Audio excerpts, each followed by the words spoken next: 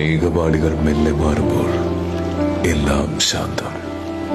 അല്പസമയത്തിന് മുൻപ് ഇടിച്ചുകുത്തിയിറങ്ങിയ ദുരന്തത്തിന് എല്ലാം തുടച്ചു നീക്കാൻ അധികം സമയം വേണ്ടി വന്നില്ല. ഞാൻ ഈ ചവിട്ടി നിൽക്കുന്ന മണ്ണിനോട് കാതോർത്താൽ ഒരുപക്ഷെ എവിടേക്കോ പ്രാണവായുവിനു വേണ്ടി കേഴുന്നതിന്റെ ഉറ്റവരുടെ ശബ്ദം കേൾക്കാൻ കഴിഞ്ഞേക്കും.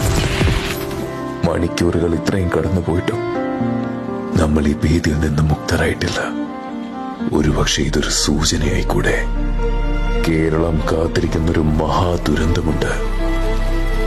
എല്ലാവർക്കും അറിയാമെങ്കിലും എപ്പോഴേക്കോ നമ്മൾ തന്നെ മറന്നുപോകുന്നൊരു മഹാദുരന്തം.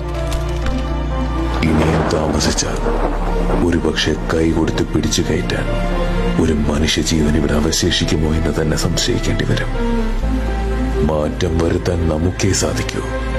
ഇവിടുത്തെ സാധാരണക്കാർക്ക് നമുക്ക് വേണ്ടി കൈ ഉയർത്താൻ നമ്മൾ തന്നെ മുന്നോട്ട് വരണം. ശേഷം മാത്രമേ അധികാരികളുടെ കൈകൾ നമുക്കായി ഉയരുകയുള്ളൂ. ഇന്ന് വയനാടിന്റെ മണ്ണിൽ വീടും നിലവും നഷ്ടമായ നമ്മുടെ പ്രിയപ്പെട്ടവർക്ക് ഭക്ഷണവും വസ്ത്രങ്ങളും സാനിറ്ററി പാഡുകളും എല്ലാം അത്യാവശ്യമാണ്. അതെത്തിക്കാൻ ഇന്ന് നമ്മളുണ്ട്, ആരൊക്കെ കൈയൊഴിഞ്ഞാലും. എന്നാൽ ഇന്ന് സംഭവിച്ചതിന്റെ 10 മടങ്ങ് നമ്മൾ നേരിടേണ്ടി വരും. മുല്ലപ്പെരിയാറിന്റെ ഭിത്തി നമുക്കായി ചെറുത്തുനിൽപ്പ് അവസാനിപ്പിച്ചാൽ ഒരിക്കൽ കൂടി കൈകോർക്കാം.